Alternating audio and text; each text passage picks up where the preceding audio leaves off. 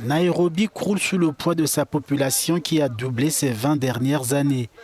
En 2019, la capitale kenyane comptait 4,5 millions d'habitants. Aussi des quartiers avec des habitations sans ordre architectural, privés d'infrastructures appropriées, gravitent-ils autour de la capitale.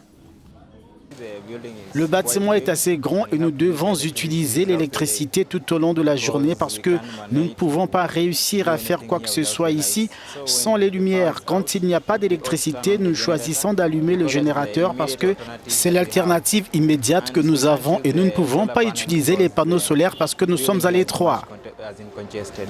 Face à ce défi, le Kenya a entrepris la construction d'une nouvelle ville, Konza Technopolis, à 64 km de Nairobi, sur 5000 acres. La nouvelle cité dite intelligente et verte devrait compter près de 13 000 logements dotés de toutes les commodités. Pour s'assurer que l'eau est consommée de manière adéquate, nous veillons à ce que les bâtiments soient conçus avec des capteurs pour la chasse d'eau des toilettes et aussi pour le lavage des mains. Pour cela, nous encourageons également la récupération de l'eau, en particulier pendant la saison des pluies. Dans un souci de durabilité, les promoteurs ont fait le pari des matériaux de construction écologiques.